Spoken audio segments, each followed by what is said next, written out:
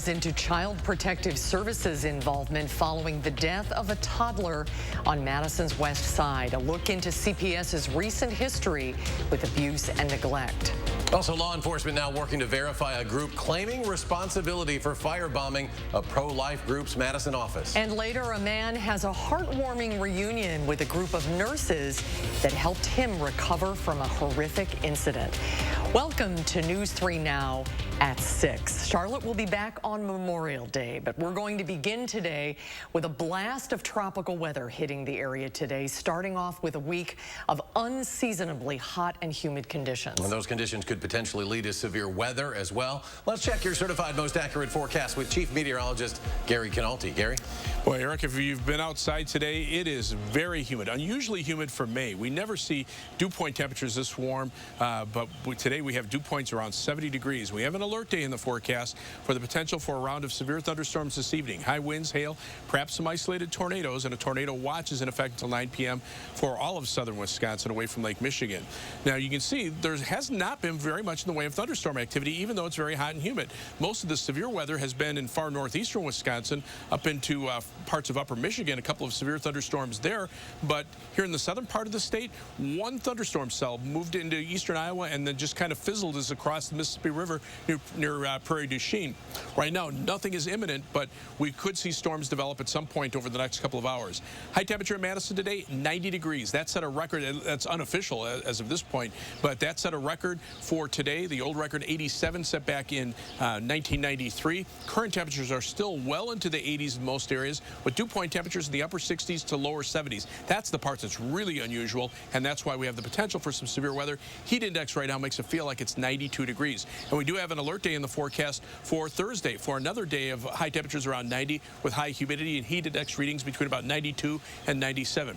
Expect a round of thunderstorms at some point this evening into early overnight. Then those should end overnight. Just a slight chance for a shower or thunderstorm tomorrow. Tomorrow, not quite as hot, but still our high of 82, near a record high, and the humidity levels will be high as well. Later on, I'll take a look at our prospects for more storms and more heat later on this week. Gary, thank you. And stay up to date on our weather and our First Warn Forecast weather app. Hourly forecast road conditions and the latest radar as well. Download it for free in your phone's app store. Just search WISC weather. There is no doubt a toddler's death in Madison late last month should not have happened. Tonight, the agency that protects children from such situations says it has been mischaracterized in court reports. In a statement to us late this afternoon, Dane County's Human Services Director told us CPS feels Madison Police's description of what happened before that child's death was incomplete and, quote, does not conform to how we operate as a matter of practice. And with that as tonight's backdrop, investigative reporter Naomi Coles tells us what we know about this case and puts it into context with other deaths from abuse or neglect. Naomi? Yesterday, I showed you how Madison police tried to get CPS to set a removal order for the children, but they said in court records, caseworkers believed there wasn't enough evidence of imminent danger. Today, the standout thing to know is that when a child dies from abuse or neglect in Wisconsin, it is more likely than not that CPS has been involved in the past. That's according to a review of 2020 child deaths that were substantiated as abuse or neglect. In more than half of them, or 17 out of 27 deaths, caseworkers had past contact with the family, often in the form of unsubstantiated abuse or neglect investigations. Time after time, in a review of case records, there was contact with CPS in the 5 years before the death, many times just days or weeks before. It's both in the form of screened out reports, which mean the initial call to CPS wouldn't qualify as maltreatment if it were true, but it's also very commonly in the form of past calls where a report was assessed, but there wasn't enough evidence to substantiate abuse. Other times, caseworkers were still evaluating a report when the child died. On February 9th, it's what prompted state lawmakers from both parties in a recent public hearing to question the effectiveness of existing policies. you know, we're not going to be able to save every single child, but that shouldn't stop us from trying. And when you see those egregious reports where there's so many contacts with Child Protective Services, so many screened out, so many unsubstantiated, and then the child dies. I do think that we need to get a little bit more of an answer from Department of Children and Families on if we need to help them and their ability to scrutinize a little deeper, because any child that dies from violence is unnecessary. Except for Milwaukee, Wisconsin's CPS system is county-run with oversight from the state. So taking a child out of a home is an extreme measure in and of itself. Wendy Henderson from the state's Department of Children and Families said their approach to removing children from home has evolved in keeping with national best practices. That means minimizing the trauma of removing a child from their home in all but the worst situations. Plus, she believes that looking backwards after a child's death at how policies may or may not have been followed isn't an effective approach. When you look backwards at any sort of complicated set of rules and systems, the violations of those or the lack of doing a certain thing sometimes isn't as connected to the incident that happened. How do we support workers through these cases, which are tragedies in and of themselves? How do we stop looking at this as a blaming system? I want to be clear on one thing. Neither the state official you just heard or the lawmakers in that story are specifically commenting on this toddler's death in Madison, but they're rather speaking to general issues. Now, for more on this, later tonight, head to channel3000.com for more details from a special report that aired Sunday on how CPS investigates child abuse. Naomi, thank you. The fate of an Iowa County mother and daughter accused in the death of a teenager in their care is in the hands of the jury. Jurors received the case of Lori and Alexis Berry just after noon today.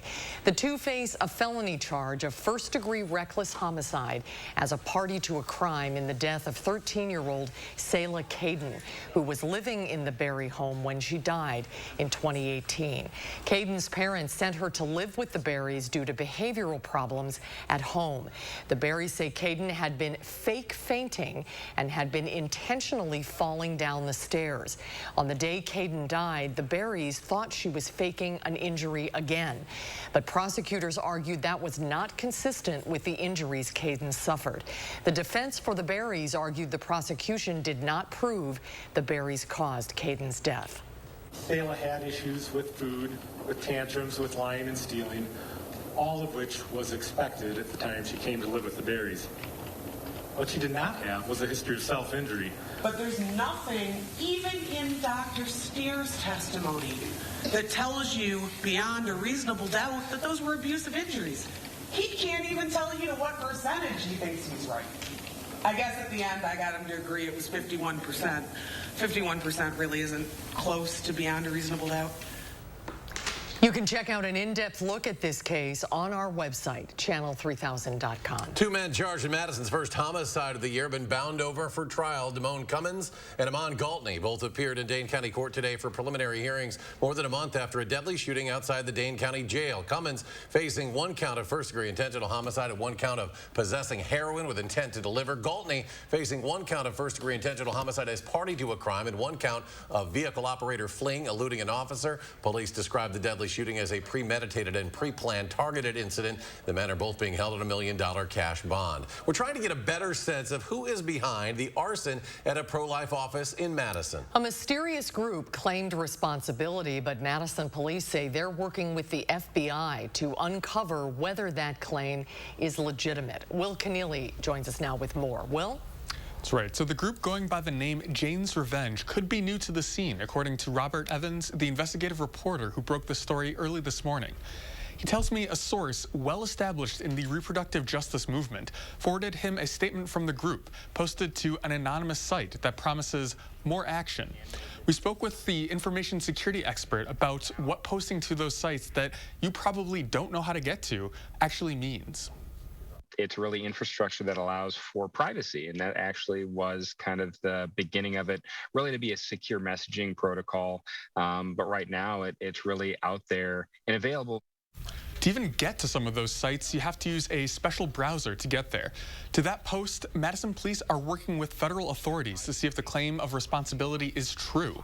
Evans wasn't available to speak on camera, but in an email with me, he said he trusts his source that got him that information. Jane's Revenge post promises more action within 30 days if certain pro-life organizations don't shut down. The group did take specific responsibility for the Wisconsin attack and says that they are in cities around the country. Will, thank you. It is a reunion 2 years in the making. Back in June of 2020, Ross Kofer and his son were involved in a major crash with a semi-truck that killed 4 people. Ross and his son survived, and Ross was taken to UW Hospital, where he spent 2 months getting treatment for various injuries. Recently, Kofer returned to the hospital and got a surprise visit from some familiar faces. Hey! Hi! How are you? How are you? Great. Because the hospital had a no visitor policy at the time, Kofer said the nurses who cared for him became like a second family. And right now is National Nurses Week, a time to honor and thank the people who keep hospitals running. It runs from May 6th to the 12th. And still to come tonight at 6, FedEx celebrates a new facility in the Madison area. Plus, the Ho-Chunk Nation and U.S. Army hold a special ceremony over Fort McCoy and the land where it's located.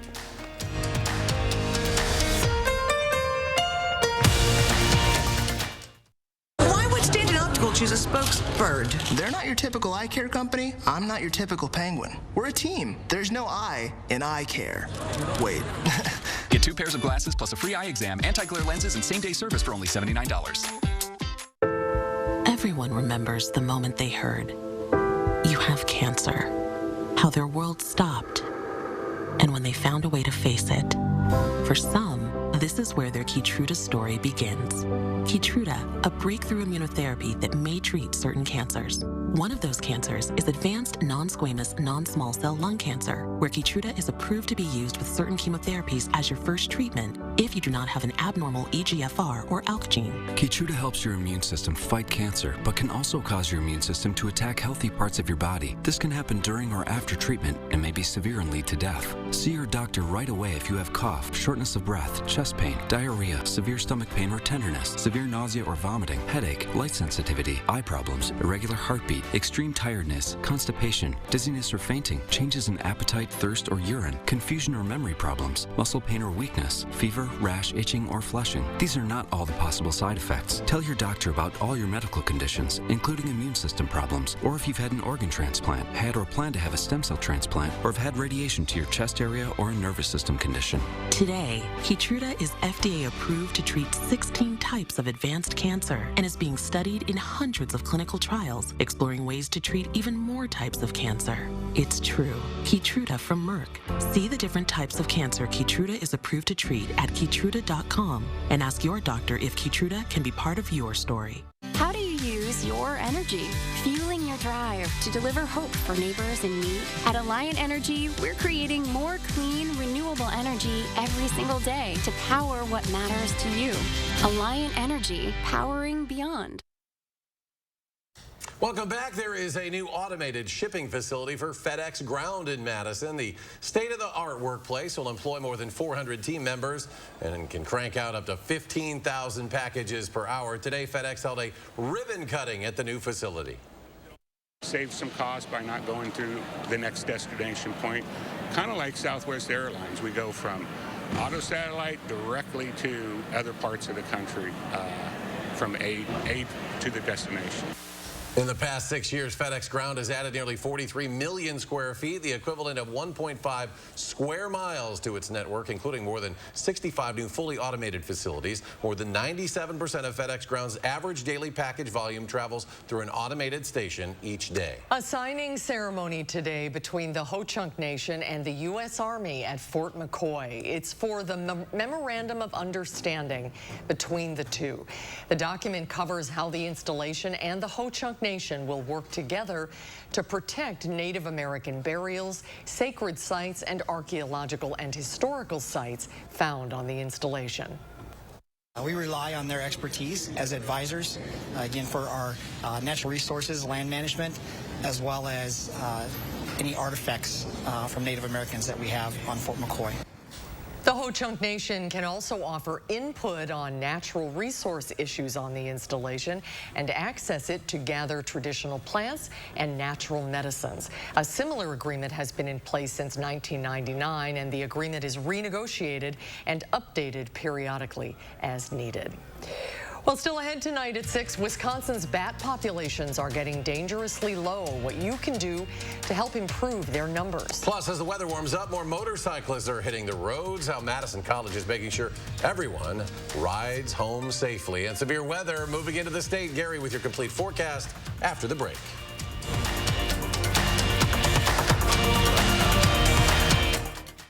Menards is here to help with your outdoor projects. General purpose concrete mix is great for patios, walkways, and posts. All you have to do is add water, mix, and pour. Our selection of concrete mix is all 11% off. Keep your home's exterior beautifully protected with vinyl siding.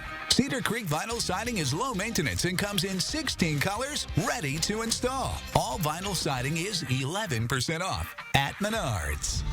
Save big money at Menards. Don't get stuck with internet and TV that costs more and does less. Set yourself free with Spectrum and get it all from one provider. Get Spectrum Internet with enough speed for all your devices all at once with speeds of 200 megabits. Whoa, that's fast. Plus, get a free modem and free desktop security to keep you safe online. Get Spectrum Internet for $49.99 a month. Call 833-605-4999. And don't get stuck with the same old TV. Multiply your screens. Spectrum TV with a free Spectrum TV app lets you watch here, there, and everywhere.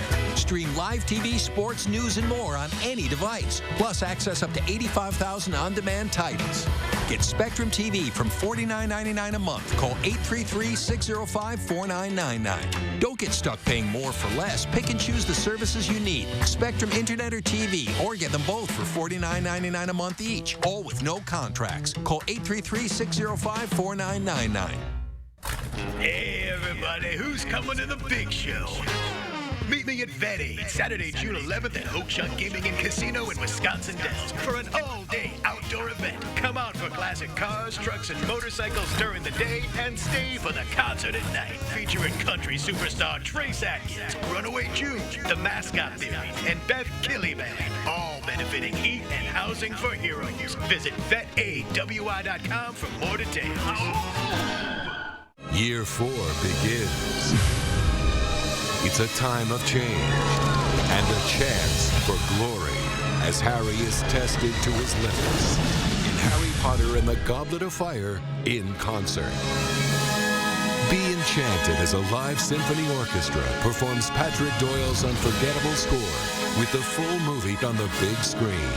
Don't miss this magical live concert event, Harry Potter and the Goblet of Fire in concert. Welcome back. May is Motorcycle Safety Awareness Month, and motorcyclists have been anxiously awaiting this warmer weather. Now the Dane County Sheriff's Office wants to remind drivers that motorcycle safety is the responsibility for all drivers. Motorcyclists are encouraged to take a safety course regardless of how long they've been riding. Madison College has motorcycle safety courses that teach real-world skills and strategies as a foundation for safe motorcycling. They'll teach you skills and defensive riding tactics that could take you years to learn on your own, along with what safety gear is recommended. Get ready on the front side, pre-planning and plan for your ride, and honestly, make sure you get home safe. Classes will help you to do that. Even if you've been riding for 20 years, I'll bet you there's some things that you haven't been thinking about. The Dane County Sheriff's Office encourages drivers to keep their eyes and ears open for motorcycles. Look twice before changing lanes and always check your blind spot. Well, let's check back in with Chief Meteorologist Gary Canalti for what we can expect around here in the weather department. Gary? Well, we still have that alert day in the forecast for tonight for the potential for some severe weather, high winds, hail, perhaps some isolated tornadoes and the stronger storms. But so far, the atmosphere, while it's juiced up with moisture and we've had record high temperatures, just has not been getting a lot of of thunderstorm activity. Most of the concentrated area of severe weather has been in the northern portion of the state, up in far northeastern Wisconsin and into parts of upper Michigan. You can see other storms just trying to pop up and then just fizzle down. But over the last 24 hours, some hail reports over toward Mole Lake, hail about 1.8 inches in diameter, or just slightly larger than the size of a $half. But you can see those storms moving off to the east pretty rapidly now, and nothing really upstream to develop further. Meantime, one cell that developed in eastern Iowa, look what happens as it pushed into Wisconsin. It just kind of fell apart over the last hour. Now, as we take a look at high-resolution radar over southwestern Wisconsin, nothing really showing up there. 3-hour future radar shows the potential for more storm development, mainly to the north of Madison. This is an area very close to a stationary front that probably will be the focus where the more widespread thunderstorm activity will develop. But a lot of it will depend on warmer air aloft. Right now there's a cap on the atmosphere, the warm layer of air aloft that's preventing the thunderstorm updrafts from breaking through and getting going into big thunderstorms. And you can see this by looking at some of the surface data. Here's the front. Here's the winds out of the south of the front, north of the front. So that's right in here. Temperatures south of the front in the 80s, north of the front 70s to around 80 degrees. Dew point temperatures along and south of the front, upper 60s to around 70. That's very humid for this time of year. Usually we have dew points in the 70s in Madison in May about every 3 or 4 years at most. So that's very unusual. Later on in the summer, it's not as unusual. And heat index readings now in the lower to middle 90s across much of southern Wisconsin, thanks to the heat and humidity. A jet stream right overhead. So these storms will move very rapidly, but the problem is that near the ground, again, we've got that little thin layer of warm air aloft that's preventing these storms from popping up. So once they pop up, they can become severe in a very short period of time, especially along that front. But again, right now, we're just in the area where we just can't get those storms to develop. High temperature in Madison today, 90 degrees. That set a record high, and we're still waiting to see if we actually got warmer than that. Tornado watch in effect until 9 p.m. for all of southern Wisconsin. For tonight, showers and thunderstorms mainly this evening. A few of those could be severe with high winds and hail. Low temperature dropping to 65. Tomorrow, look for a high temperature of 82, still well above normal for this time of year. Record high for tomorrow is 85. It'll be humid and just a slight chance for a shower or thunderstorm. On future track, again, we're going to watch right along that front to see if storms develop toward mid to late evening, and then those will move through overnight. Temperatures drop into the mid 60s. Tomorrow, high temperatures in the lower to middle 80s. Then tomorrow night, we'll see a round of thunderstorms up to the north, and then on Thursday, those winds kick in out of the south, and high temperatures get back up to around 90. Precipitation amounts, very spotty. Some areas, less than 1/4 of an inch. Some areas could pick up an inch or two in a heavier thunderstorm. Some areas could miss out on the rain altogether, at least over the next 24 hours. An alert day in the forecast on Thursday for the heat and humidity. Temperatures still very warm for Friday, and then warm for Saturday. Temperatures turn cooler next week, and the rain chances go away. All right, Gary, thank you. The bat population is so low in Wisconsin, they are currently considered a state-threatened species. That's partially because they get a bit of a bad rap. Less than 1% of the population of bats has rabies, and bats, as many of you know, actually do a lot of good. They eat enough insects to save more than $1 billion per year in crop damage. They can eat 1,000 insects an hour, and there's a way you can provide a safe place for bats as they return this spring from migration. And when they leave these hibernation sites, they're very low on resources. And if you can put up a bat house in a nice sunny location, either on the side of your house or the side of your garage or on a pole in your yard, that's going to provide a haven for bats. Those bat houses should be 10 to 15 feet up in the air, painted dark brown or black. Facing them to the east provides them with morning sun that'll keep the bats warm inside. And you can find them at a Fleet Farm, Farm & Fleet, or Amazon, starting about $20. And coming up in sports, it's win or go home for the Wisconsin softball team, while the Badgers say they're excited to face off against the Gophers in tomorrow's Big Ten tournament opener. That's next on News 3 Now. News 3 Now First Warn Weather is brought to you by Lazy Boy Home Furnishings and Decor. Discover a shopping and design experience as comfortable as the furniture. Lazy Boy Home Furnishings and Decor. Schedule your free design consultation today. Before treating your chronic migraine, 15 or more headache days a month, each lasting 4 hours or more, you're not the only one with questions about Botox. Botox prevents headaches in adults with chronic migraine before they even start, with about 10 minutes of treatment once every 3 months. So ask your doctor if Botox is right for you, and if a sample is available. Effects effects of Botox may spread hours to weeks after injection, causing serious symptoms. Alert your doctor right away, as difficulty swallowing, speaking, breathing, eye problems, or muscle weakness can be signs of a life-threatening condition. Side effects may include allergic reactions, neck and injection site pain, fatigue, and headache. Don't receive Botox if there's a skin infection. Tell your doctor your medical history, muscle or nerve conditions, and medications, including botulinum toxins, as these may increase the risk of serious side effects. In a survey, 92% of current users said they wish they talked to their doctor and started Botox sooner. Plus, right now, you may pay $0 for Botox. Learn how AbbVie could help you save on Botox. Why would Stanton Optical choose a spokesbird? They're not your typical eye care company. I'm not your typical penguin. We're a team. There's no I in eye care. Wait. Get 2 pairs of glasses plus a free eye exam, anti-glare lenses, and same-day service for only $79. It's Wow Wednesdays at Hy-Vee. This Wednesday, get Jimmy Dean bacon, only $2.99. Blackberries or raspberries, only $2.99. Hy-Vee potato chips or tortilla chips, only 88 cents. And Breyer's ice cream or Klondike novelties, only $2.99. Wednesday only. For more ways to save on hundreds of items every day at Hy-Vee, check out our monthly catalog, our weekly ad, and scan the QR code to visit HyVeeDeals.com for even more deals. My dad risked everything to start a little construction company. He was the welder, and my mom drove the dump truck. Nothing fancy about that, but it was theirs. I'm Tim Michaels, and I'm proud to follow in his footsteps, growing the business from a few hundred employees to today, over 8,000.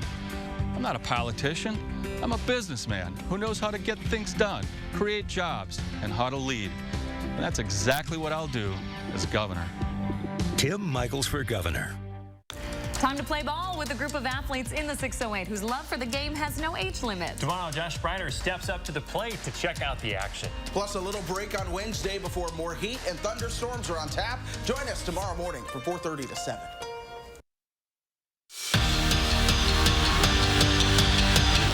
It's officially tournament time for the Wisconsin softball team. The Badgers boarded a plane this afternoon, headed to East Lansing, the site of this year's Big Ten softball tournament. And the tourney means one thing, a clean slate, which is good for UW, who's in the middle of a slump. Wisconsin closed out the regular season with 6 straight losses, but that's in the past. Right now, all that's on their minds is beating Minnesota tomorrow. All year long, it's been about winning a Big Ten championship, so it's fun going into it that, you know, you get to start, you get to face the Gophers and have a border battle game and, you know, a shot at redemption right out of the gate at a neutral site. So I think everyone's just really excited about game one. They beat us twice, and it's really hard to beat a team 3 times. And so I think everybody's super excited to get revenge, to be able to show them what we're actually made of. Milwaukee's best-of-7 series is now a best-of-3 against Boston. 2 more wins put the Deer back in the Eastern Conference Finals, but it's not going to be as easy as it sounds, especially after last night when the Bucks blew a chance to go up 3-1. Instead, they're heading back to Boston tied at 2 thanks to a bad fourth quarter, one where they gave up 43 points and saw Al Horford turn back the clock and score 30 points. That was unexpected, but how this series has played out hasn't been. It'll be a hard-fought series. We knew that going into the series. We knew that when we took game 1. We knew that when we went up 2-1. So it's going to be a battle. We expect that, and we just got to be better. I mean, we won every quarter but one, and that was the most important one. So, you know, take the good with it, learn from the bad. Game 5 is Wednesday in Boston, but how cool is this? The Bucks will play in the first ever Abu Dhabi games next season. The Deer and the Hawks will play 2 preseason games, October 8th and 10th in Abu Dhabi, as part of the league's focus to grow the game internationally. So they're playing over there, and the Packers are playing in London. Yeah, so pretty cool. I guess the Brewers have to play somewhere too. World games. Let's go to Gary. Quick final check. Yeah, nothing out there right now. It's very warm, very humid, but nothing really going on radar. You can see future radar. Potentially, we'll see some storms over the next couple of hours. Tornado watch in effect until 9 p.m. All right, Gary, thank you. And thanks for joining us for News 3 Now at 6. Have a great evening, everybody. Thanks for watching. I hope to see you back here tonight at 10.